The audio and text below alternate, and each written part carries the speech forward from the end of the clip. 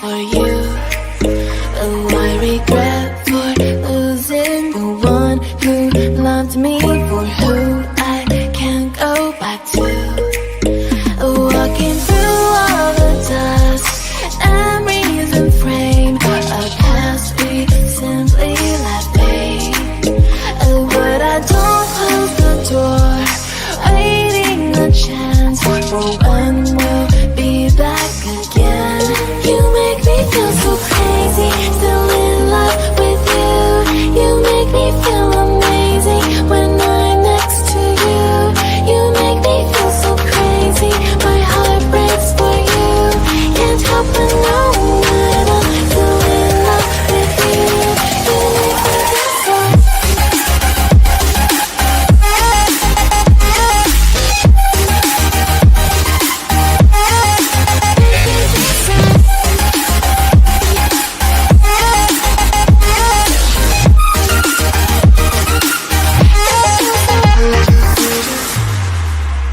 When there's no hope, loving for you who saw me before I knew who I'd be.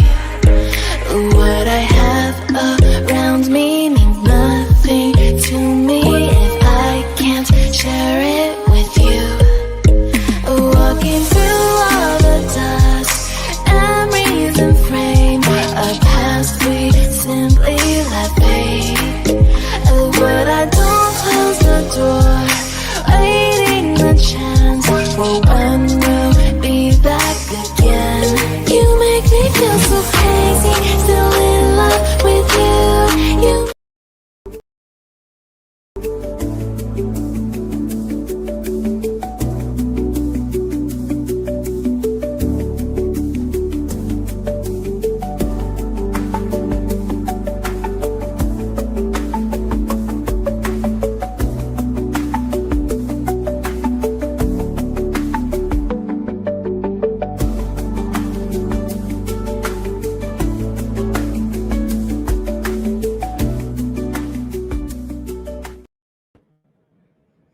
Hey everyone, welcome back.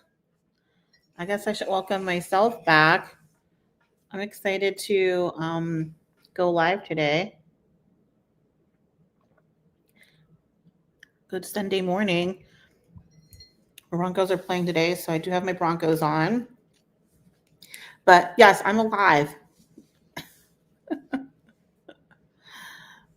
I'll have to tell you all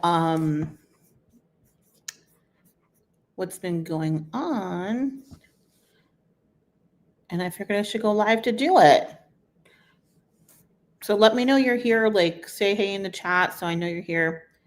I'm gonna have like probably 2 people in here because I'm like not even part of the algorithm anymore. That's the only thing I hate about how this stuff works is like if you've not been on for a while, you're like 86 from the algorithm. Hi Cam, thanks for joining. I missed you guys all too.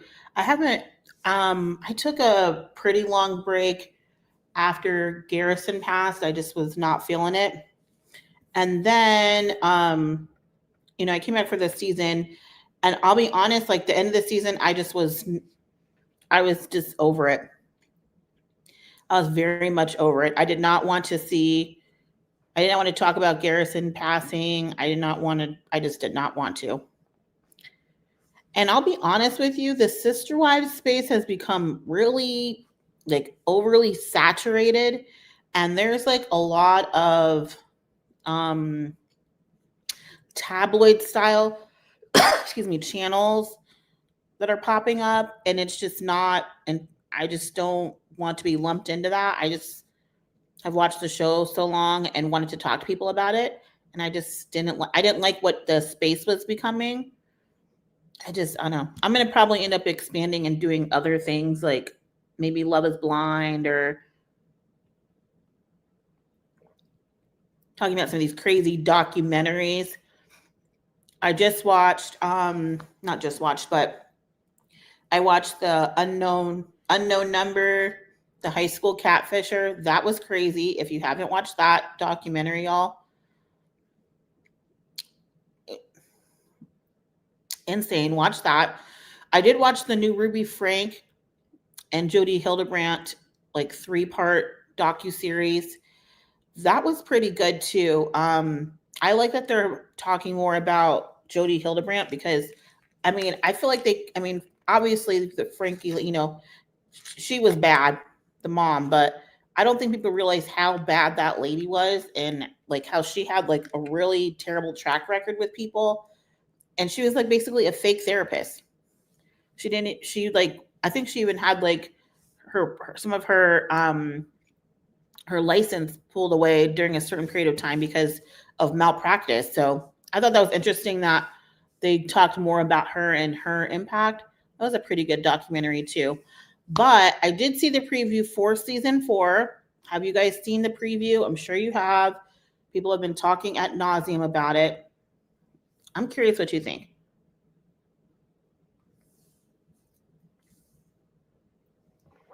I don't know how much more of this same show you can even have, really.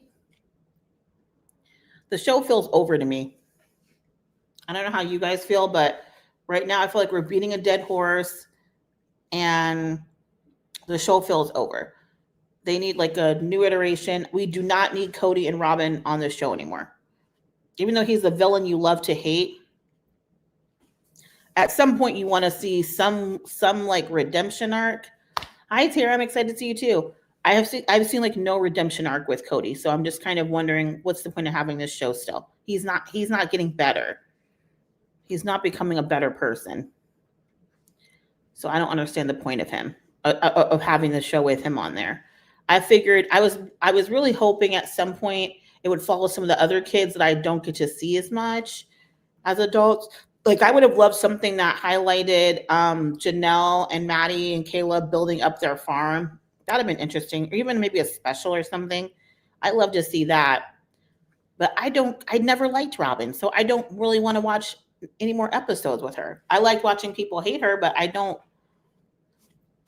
She does nothing interesting for me to want to follow. So I just don't understand why they still why they're still on the show. I don't know how you guys feel. Are you kind of tapped out as Sister Wives now? Because I feel like we're really talking about the same stuff over and over again. They're just milking all the money out of the show.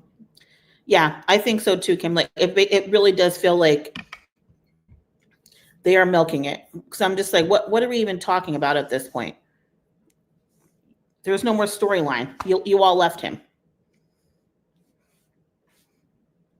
Maybe I feel like they should put their producer hats on and find maybe a different family that wants to do it, or maybe something like that. I would look into producing my own content, or notes to self. Hearing the stories of how they grew up, I'd rather see some interviews of people that grew up in the AUB and hear about that stuff. That's more interesting to me than what we're seeing now. What I'm seeing now, I'm like, well, I don't care. So I'll still watch it. Hopefully maybe I'll review it, but I'm going to start doing some different content. But I will tell you guys, let me tell you what's been going on, why I've been kind of absent besides just kind of being over the show. So my job decided to do an RTO process, return to office process, and a lot of people were being required from certain departments to relocate to the headquarters in order to stay with the company.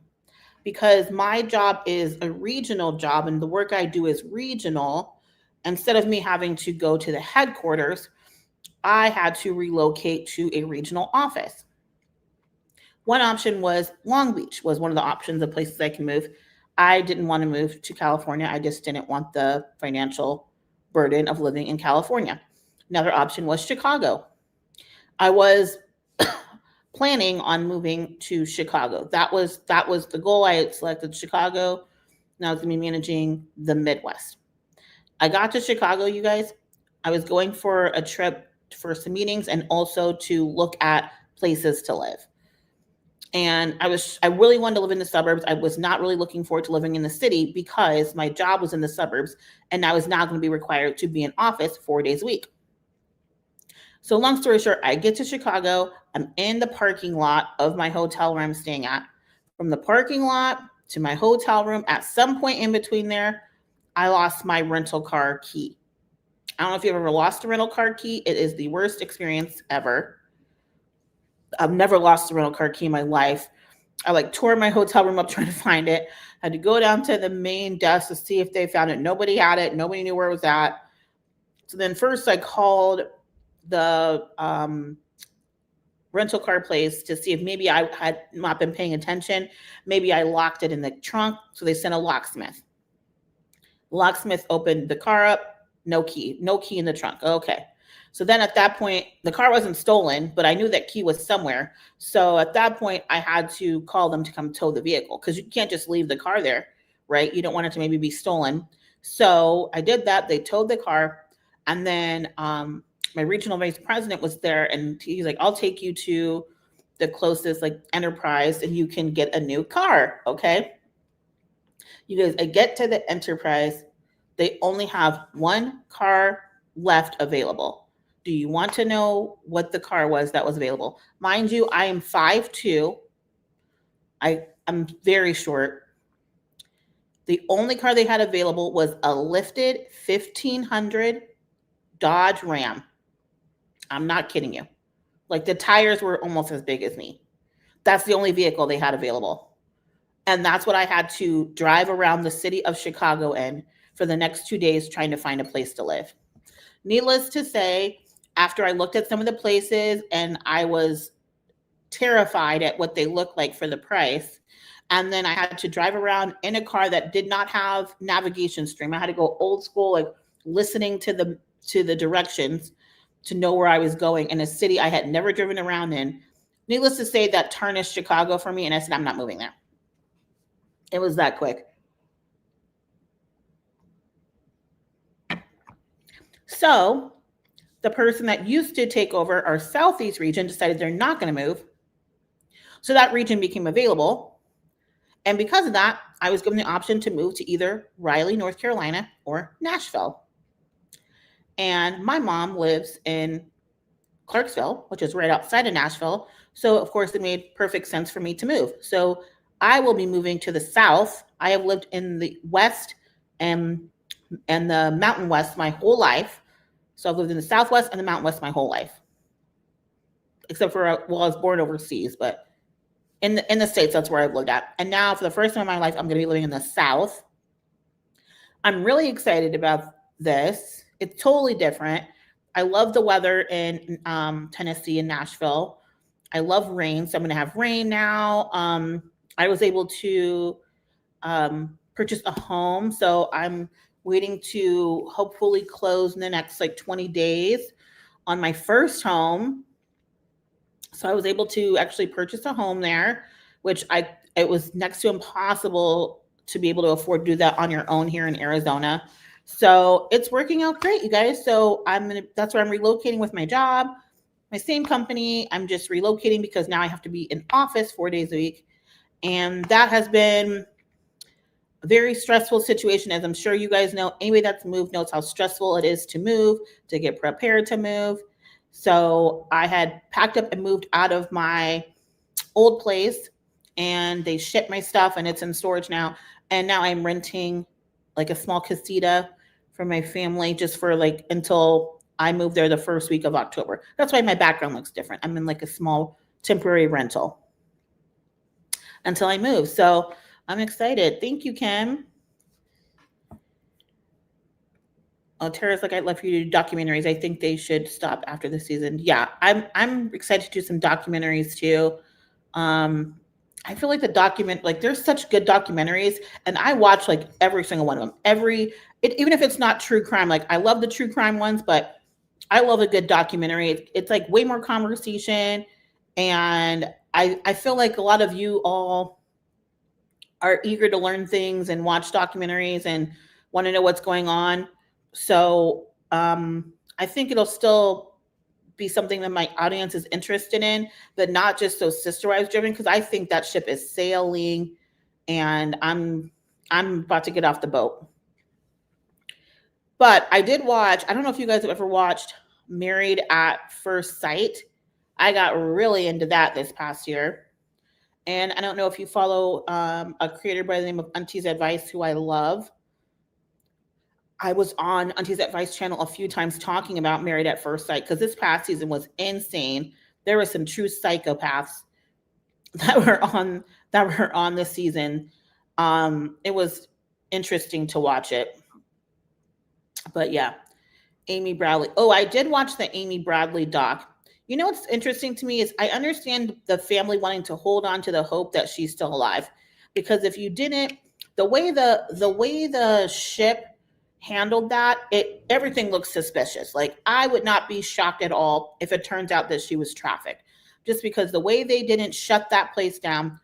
When you're on a cruise, those cruises are massive. There's thousands of people on there.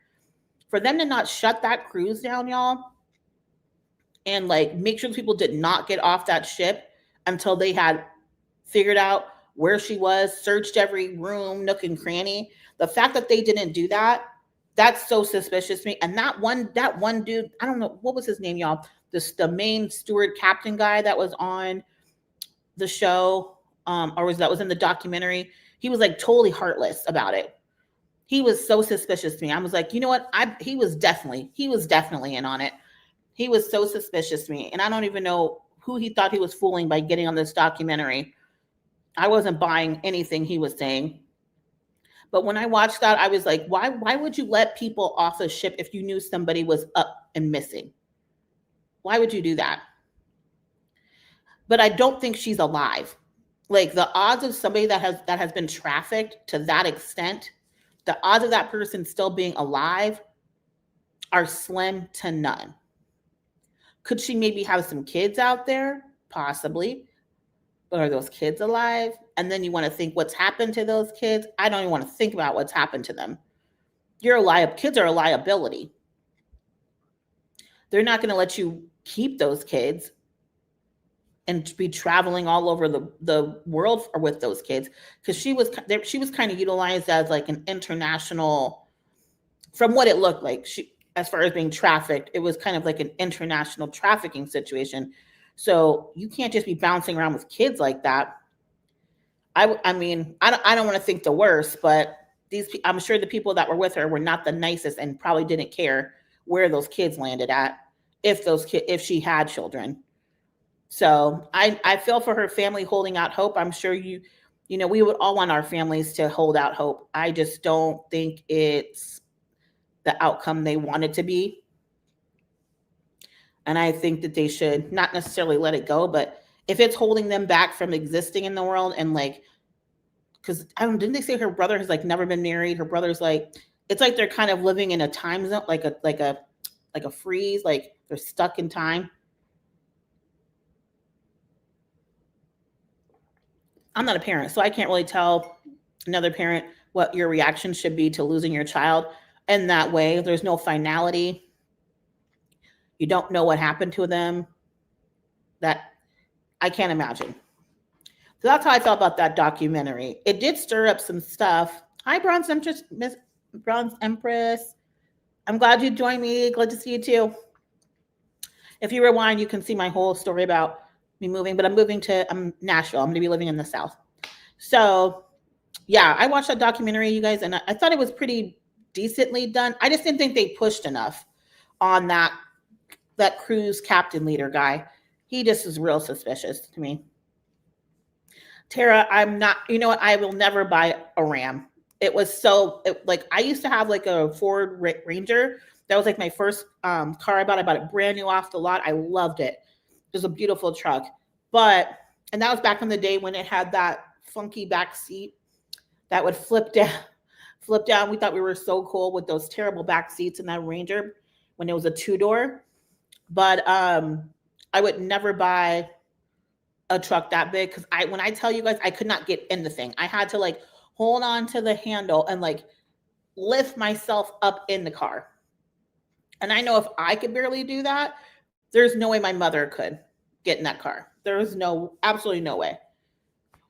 I did get a new car though. I went all electric, which sounds cool in theory, but Arizona is so far behind on having charging stations, which is another reason why I needed to buy a house, because I needed a garage so I could charge my car and not have to worry about hunting down a charging station. But I bought the Nissan Ariya.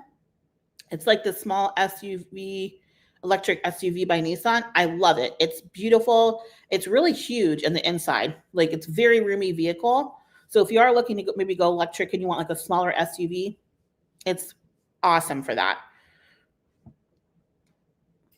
But yeah, I will not, you should have seen me. I wish I would have had video of it. Like, anytime I tell people that they gave me that Dodge Ram in Chicago, and you can imagine what the parking situation was like, trying to park that thing. It caused me to not want to move there. It was so the whole situation was so traumatizing. I would not move there. It was that bad. So yeah, I'm really excited. I am excited to like move. Yesterday, my friends threw me a going away party. It was awesome. I was like boohoo crying. They were like, they knew what they were doing. They made me cry. All my friends came out. It was so awesome. And they had these really cute, like they had cupcakes and they had these really cute toppers. Like, some of the toppers were like bourbon. Like, I'm gonna go get them so you guys can see them because they're so cute.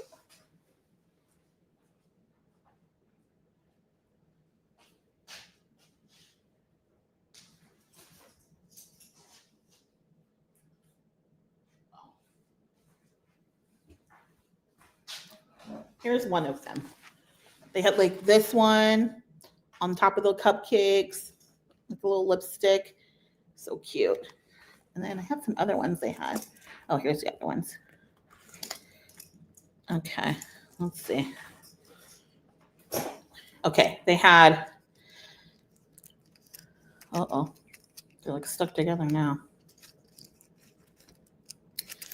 Oh no. Oh, there we go. Okay. This shouldn't be this difficult, y'all. I'm sorry. I pushed them all together. That's my fault. Okay. This one is a little heel. They had that, like, they were on the cupcakes and they were on the tables. And then they had one that was a cigar humidor. You guys know I love cigars. So cute. And they like sparkle. How adorable are these, you guys?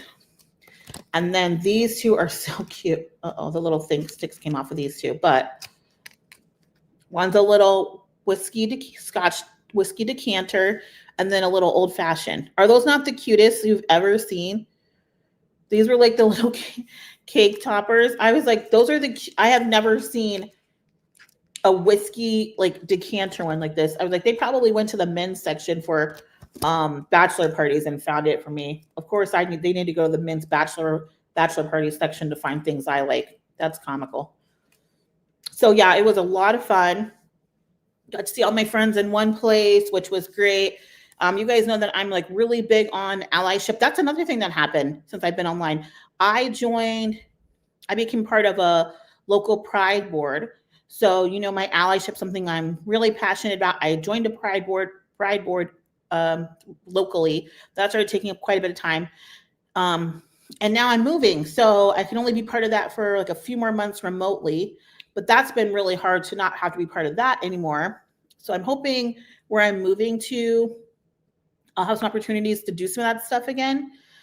But I did look into, if any of you all are moving out of state, there is this group thing called, I think it's called Roots, I want to say. Anyway, I signed up for it. And you take like a pretty decently long survey, and then they connect you with like-minded women, and you meet like 5 to 6 weeks in a row so you can meet new friends where you live or where you're moving to, which, you know, as adults, it can be hard making adult friends, right? Especially if you don't have children. So I'm excited to do that. I'll let you guys know if I really liked how that system works. That way, if it's something you're trying to do, if you're trying to make new friends, even where you're at now, even if you're not moving and you just want to make new friends, I'll let you know how it went. Peekaboo, good to see you too. Thanks for joining. So how many of you guys have read the book, Christine's book? I got it on Audible. I'm an Audible girl. If I don't think if like I can read a book, but I feel like I'm moving around too much right now that I wouldn't be able to kind of like sit down and focus and read. So I got the book on Audible, which I'm actually liking more because it's Christine reading it. So I feel like I'm having a conversation with her as she's reading her book out loud. And I feel like if you really do need to read the whole thing before you start passing judgment, because the way she writes it is the beginning of the book is very idealistic. It's like very pie in the sky, you know, I believe in fairy tales. And she kind of approaches everything like that. She approaches polygamy like that, the AUB like that. She kind of has like a very rose-colored glasses approach to everything at the beginning of the story. And then as the story progresses, y'all, she starts to get significantly more realistic and honest about polygamy, her experience, the show, Cody, the AUB. She starts to actually start calling this stuff to the carpet, which I think is good. But I think if you only read it like in bits and pieces, your response to it can feel a little bit misleading, because she actually changes the tone of how she's talking about things as the book progresses. In like the middle, even like at the beginning, she seems excited. In the middle, it feels like that's the part of her where she felt the least confident, a little bit weak. Like just it was a little bit more negative because that's like the space she was in. And then as she's coming towards the end of the book, you can feel like the fighter Christine, like the Christine we saw when we saw her in the tell-all say she's leaving Cody, and when we were all cheering when we watched her tell him, you don't get to come in my bedroom anymore. That Christine starts happening towards the end of the book. So I would recommend like kind of listening to it or reading it on your own so you can kind of get your own perspective, because even some of the reviewers, I'm not saying that they're wrong, but their reactions to it, because some of them are reading it in parts, it's not necessarily, I don't want to say it's dishonest, but it's off, because she might say that there is no abuse or that's not us with the AB. She might say that at the beginning, but as the story progresses, she goes back and cleans all that stuff up. So I feel like some of the reviews have kind of painted her as being naive and making light of things. And I was like, yeah, she's speaking from that innocent voice at the beginning of the story. But as the book progresses, you can see her coming to the realization that, oh no, this is a mess. They were doing all these things. That actually is us. But I didn't realize either how great of a relationship she had with Leon. And then I also thought, because of that, I wonder how, because she had such a great relationship with Leon, was seeing her mom not have a good relationship with Christine, did that have a negative impact on Leon's relationship with their mom? Because it kind of seemed like Leon had like really loved Christine, was very close with Christine, could go talk to Christine. Even when Leon came out, when Leon came out as being gay, you remember how Mary reacted, and then you remember how Christine reacted, right? And just little things like that. I'm just wondering how that impacted the relationship that Leon ultimately had with Mary. And I'm wondering too, if with that relationship, because it seemed like Mary was so hyper focused on gaining the attention of Cody, if she kind of was dropping the emotional ball with Leon a little bit, because Mary was so like hyper focused on getting Cody back. Y'all have to tell me. You should definitely read it. Some of the reviewers have kind of spoiled some of the things. I don't know if it's necessarily a spoiler. I feel like it's just kind of telling us what we already thought and confirmed it for us.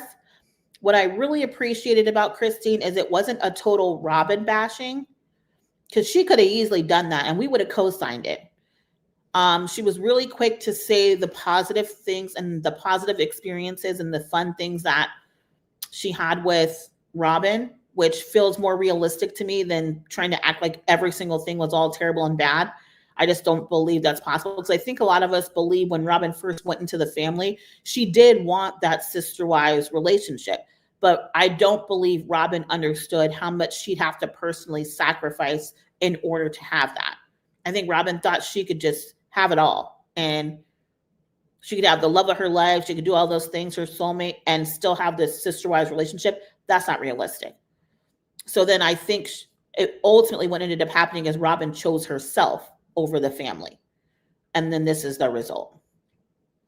But she kind of dives into that and why she didn't trust her, because Robin was running her mouth. And then Cody was, they're telling, they were saying for the longest time that they told Cody, you should not be sharing our relationship with other wives. And obviously he was doing the opposite, especially their sex lives. Christine was she was in a miserable marriage for a long time. That man, he was a bad husband, y'all. Woo. I knew he was bad, but listening to this book, and a bad dad. He was a bad dad and a bad husband. He failed, y'all. He had failed before Robin came along. He was already failing. Before Robin even came, he was failing. He just got worse when Robin came along. He could pretend for a little bit when Robin wasn't there. Once Robin came, he just said, I'm not pretending anymore. I don't care. He just went into complete selfish, the narcissism kicked up times 20. And she talks about him being a total conspiracy theorist, which we all knew. And he was stuck in his phone all day looking at conspiracy theory videos. We see why now. So yeah, you're right, Peekaboo. Kind of just basically a horrible human being, not a good person. That was pretty evident from her book. And you could just hear how long she'd been just trying, y'all. She did not want to break that family up. She worked really hard. And he made it next to impossible for these women to have happiness. And I think he did, at the end of the day, I feel like he just married her for his ego and for his reputation within the AUB. I just think he wanted to have a better leadership role. And he knew if he married Christine, that because of her connections, he would have more opportunities. And I think he ultimately just used Christine and had the audacity to have 6 kids with her. How you have 6 children with a woman you're not attracted to and you don't really love is insane to me. And then I think about those kids thinking to themselves, as a kid, you just assume that you were forged out of love. At least that was my experience from my parents. Those kids are walking around the earth with the assumption that they were not created out of love, at least from the dad, from their mom for sure. But he's so selfish. It's almost like, when your mouth drops open because you can't believe somebody's that bad. I really wanted him to not be that bad, you guys. To me, there's nothing good about being just a horrible person. And he's just a horrible person. And he does not care. And so now we're going to watch him in season 4.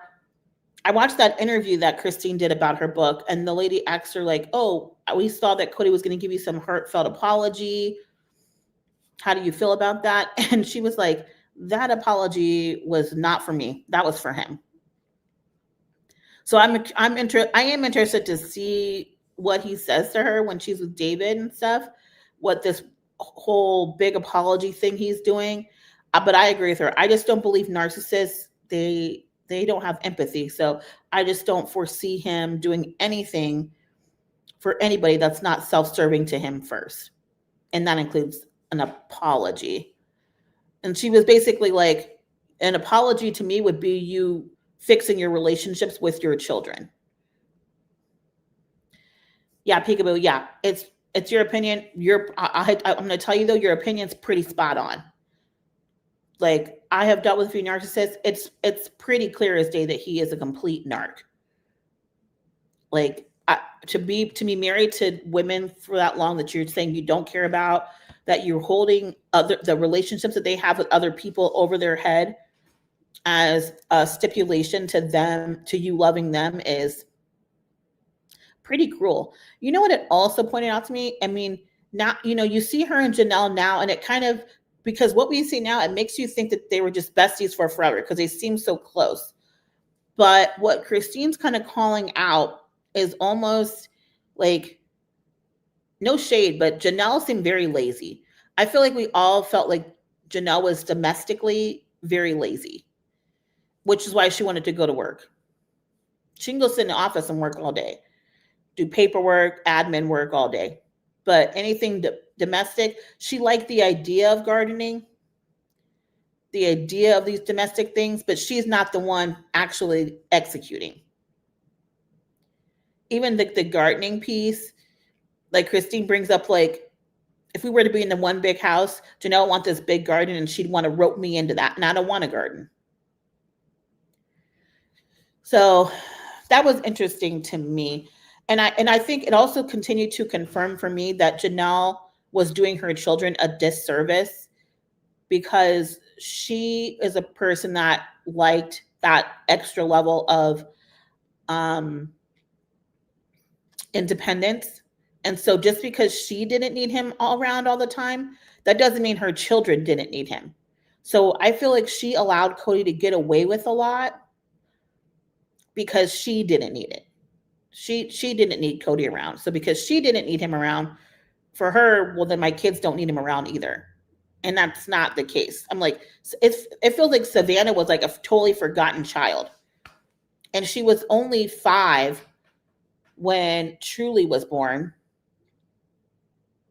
And I feel like a lot of the absence that she didn't have from her dad, some of that I blame Janelle for, because Janelle did not push the issue until her boys started getting incredibly upset with her. Her independence almost is like a hindrance to forcing the conversation sooner. I feel like she should have joined in with Christine back in Vegas when he first started spending way too much time at Robbins, and they should have tag teamed him on that. And they didn't, because Janelle is Miss Independence. She didn't need him around, but her kids needed him. So I'm like, they should have got him back then, back when they were in Vegas before they moved. She did, though, you guys, in the book, she did say that she confirmed that they did move to Flagstaff because Robin wanted to be near Dayton when he went to college. It was all a setup. Imagine how pissed you'd be if you knew a man set you up because his other wife demanded to be near her child that was going to school. Her kid could have went to UNLV. If he got into Northern Arizona, y'all, he could have got into UNLV. I live in Arizona. I know. I work in higher education. I know. If he could get an NAU, he could have gotten UNLV. They did not need to uproot their lives. He did that because he was trying to consolidate the finances, because he was starting to recognize the independence in each one of those women, even the financial independence. And so he was using the Raiders team coming to Vegas as a reason for why they should move. That sounds so, like, when I think about that, y'all, that's so insane to me. He's crazy. What Kim say? Agree, but Janelle, it didn't seem like she really had Christine's back by the way she put all the child care on Christine, and never said anything when Cody treated Christine like crap. I agree. Like, I feel like Christine was really, even though she like loved being a mom and that was like kind of her position in the family, she felt very taken advantage of. Like, I feel like they took advantage of her kindness and her love for the children. And then also, in my opinion, talked down to her because she was staying at home and taking care of the kids. But like, she talks about, you guys, the multiple jobs she had. She was actually a great salesperson. She worked at car dealerships. She worked at giving tours. I forget where she was giving the tours at. They have like some of those historical locations. She was giving tours. She was on, and she was a spokesperson for the AUB for like public platforms and events to talk about polygamy. So she's very bright woman, very bright woman. And it felt like because she decided to make that self-sacrifice to stay home and take care of those kids, they would talk to her like she was stupid. She's not stupid. She could have easily got a job. She just made the sacrifice for everybody else. And that's why all the kids love her. I don't know if Janelle's kids would have made it, y'all, without Christine. I think Christine probably saved the lives of a lot of those kids because the other two women, to me, were emotionally tapped out because of Cody. Christine was a lot stronger, in my opinion, emotionally stronger. To me, Janelle, people think Janelle's a strong one. No, Janelle is emotionally void. She just didn't care. She was not tapped in. If she was as tapped in emotionally as she should have been as a mom, she would have been significantly more devastated by the lack of time and attention Cody was contributing to her household. She would have been a lot more upset and devastated by the fact that her oldest son was responsible for waking up all his siblings, getting them all dressed and ready, doing breakfast and everything for 5 other kids and himself at 15 years old. Why? And she had a whole husband in the house and he did nothing. She'd have been a lot more upset about that. And Janelle just acted like that was normal. It's not normal.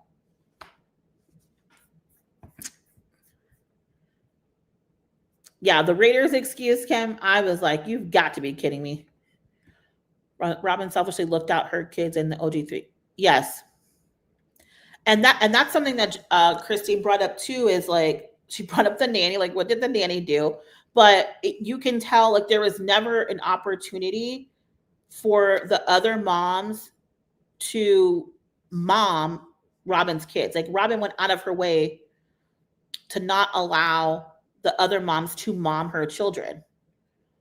And Christine talked a little bit about Mykelti. And I feel like now, like when she was talking about Mykelti's relationship with Robin, I feel like Christine the wheels are starting to turn. She's not going to say that Robin parentified her because then she'd have to acknowledge how she parentified Aspen. And I haven't heard that yet. And I don't know if that's going to come at the end of the book. I'm not going to assume maybe she doesn't talk. Maybe she talks about it. Maybe she doesn't. But there has not been enough conversation, in my opinion, specifically to the fact that her and Janelle enabled for their oldest children to be parentified. There's not enough ownership in that, how they dropped the ball with that. Parents of big families, they just make an excuse and say, well, this is what you do. You're helping out. No. They didn't have those kids. You had those kids.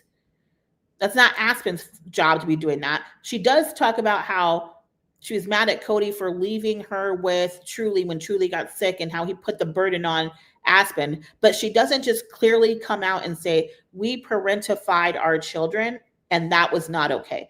That's the one area where I feel like there's not enough ownership happening. It's like, yeah, we knew Cody was a deadbeat, but you and Janelle dropped the ball on the parentifying your 2 oldest children. It's no coincidence neither one of those 2 have kids yet.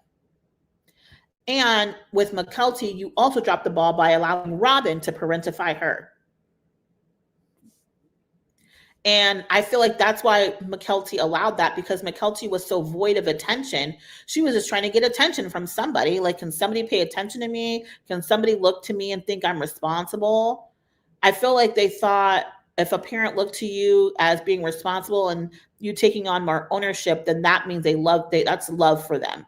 That was their love language. And I felt like that's what Mykelti ended up unfortunately seeking out, because she really wasn't getting that. Everything went to Aspen, right? Interesting. I don't know. What's being missing? Christine was deeply indoctrinated in the cult. She's also the one who has deconstructed the most. Yes, and she does really speak to that too. And I do see, I mean, it takes some people years to deconstruct everything they've been through. So I'm going to give her a little bit more grace because of that. I'm hoping in the next few years she really has a reckoning when it comes to the parentification of her children. I really need them to speak to that. That to me is a ball that her and Janelle, and quite frankly, Mary too, because you were there and you could have stepped into. Y'all really dropped the ball there. And there's just not enough acknowledgement for me when it comes to that. So he says, books with Jill Christine tried to make herself look like some fairy godmother or something. I didn't really have any substance. In my opinion of Christine at this point is less now. I feel like she was kind of more like that at the beginning of the book. I think it got a little bit better as the book went along. At the beginning was very, like I said, fairy tale-ish, pie in the sky-ish. I could see how somebody could feel this way about it, like just kind of thinking that she made it seem like she kept the family together. But I mean, at the end of the day, did she not? I mean, we basically saw her doing it all. She was really doing it all. I just think it's hard for us to believe that, because we're thinking to ourselves, why would these other moms allow for her to have all that burden? Like, you would think that Janelle or Mary would pick up some more of that emotional time burden, but they didn't. And I think it's because so much attention and so much energy was like circling and wrapped around Cody. People were not on their game. They weren't on their game when it came to the kids. Like Christine cared about Cody, but those kids always came first. And with the other two women, I don't believe their kids ever came first. And then for Janelle, her kids didn't come first till the very end, when she was like, okay, my kids are saying they're clinically depressed now over this. I guess now finally I'll say something. It's like, come on, Janelle, you should have said something years ago. I think 5 to 10 years she'll hopefully deconstruct more, have a real book out, since there's probably NDAs with this show going on. Yeah, I think she will do another book, because this is a pretty decent one, but it's not as, it could be a lot more raw. I'll tell you right now, I don't even want to see a book from Mary, because that's going to be so fake. I'm like, Mary, she's trying to be a martyr. She's trying to be like I'm not going to spill any tea. It's like, girl, y'all have lied on TV now for 15 years. Stop it. Like, cut it. The man embarrassed you and like made you look like a complete idiot for over a decade. He was not involved with you for over a decade and tortured you by sleeping with a younger woman and having children with her and doing all that in front of you and making you get a divorce so he could marry her. Like, if you don't air this place out, Mary, give me a break. What she did painted her still a good light example overcoming the. Yeah, she did that. She did kind of gloss over that addiction thing. I'm really thankful she got out of that, y'all, because even though I think, like, I'm like the biggest Prince fan. And I think about the fact that fentanyl, and even for Michael Jackson, fentanyl took out two of our greats, Michael Jackson and Prince. And that's not like hardcore or like hardcore street drugs. That's like stuff you get in the hospital when you've had some surgeries and it makes you feel floaty and stuff. And those two couldn't let it go. So I'm thankful that she did not meet a more terrible demise, that she didn't drain all the bank accounts or end up on harder drugs like street drugs. A lot of people that have oxy dependency end up on heroin because they can no longer afford the oxy. So I am thankful she recognized she had a problem so soon, because that could have went downhill real fast, y'all. Do you know how much strength it takes to even recognize that early on that you have an issue, and then to stop chasing the high like that? No rehab, no, what's the medicine you can take to kind of wean yourself off? She just said cold turkey, I'm quitting this stuff. I'm like, yikes, that's no joke. So did she make it look a little glossed over? Sure. But I got to give her props for even being able to get out of that as unscathed as possible. Yeah, I agree. Bronze Empress thought she was kind of brushing the surface. And also too, they're still filming and doing the show. So it's almost like how stressful do I want that experience to be? You know, I think she could have got a little bit more honest for sure. All the parents need to have a reckoning as far as the parentification of their kids, hopefully public. I hear someone call out how dangerous and harmful cults like the AUB are. I feel like that's a good one, Peekaboo. I actually feel like Notes to Self does a really good job at that. And they grew up in that. And so that's why I really respect their channel. And I tell people about their channel because, I'm reviewing the show and I love reviewing the show, but I also feel like education around this, relevant, real education, firsthand experience education is really important. So I will always push people to the platforms of individuals that actually live that experience and grew up in the AUB and lived polygamy and were victims of that cult. And I feel like that channel is a great example of that because one good thing about that they're doing is when they're watching, they're able to either co-sign or say that's not true or whatever because they lived it. And that couple speaks specifically to things like the parentification. Also, she still kind of glossed over, y'all, the poverty. She glossed over the poverty because y'all remember McKelty saying they're basically eating day old bread. They weren't just kind of broke, they were impoverished and still popping out kids and not able to feed the ones they had. That's another area where I feel like they glossed over that. That I will definitely co-sign because baby, y'all glossed over that for sure. For sure. I have 2 friends who have lost kids to fentanyl and the kids were not addicts. They experimented and it was a bad one.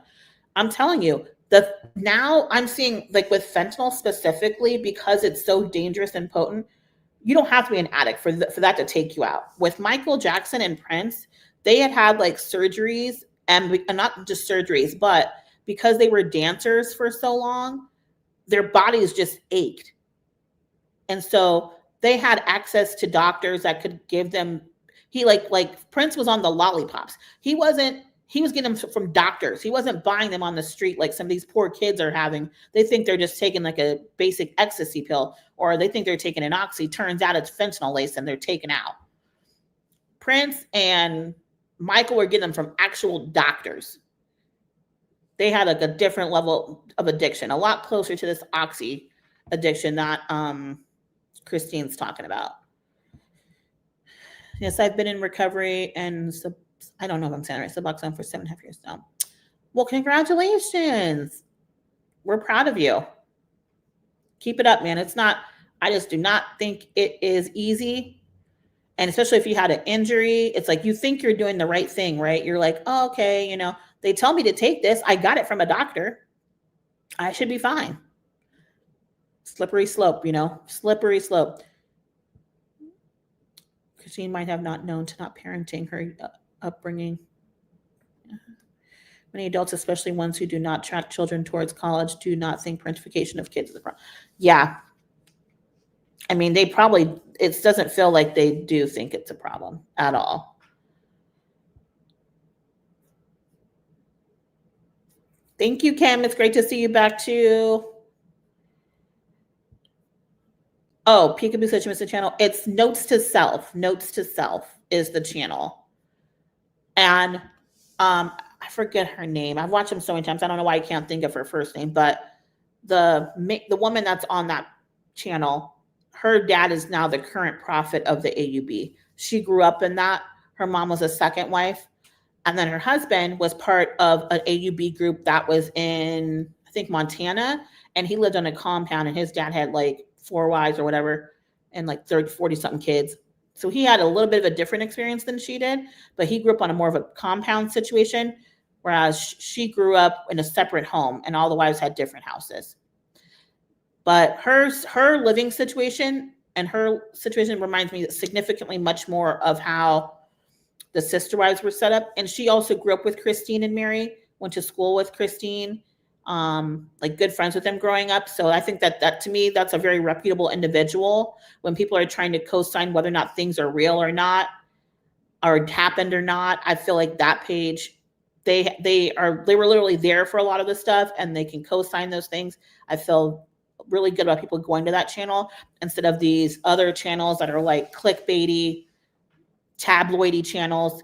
No, these are people that actually lived it, and they've had to deconstruct it. They're no longer in the AUB. They've had to do a lot of deconstruction surrounding that, and I think they're great for that. So I do like to send people over there.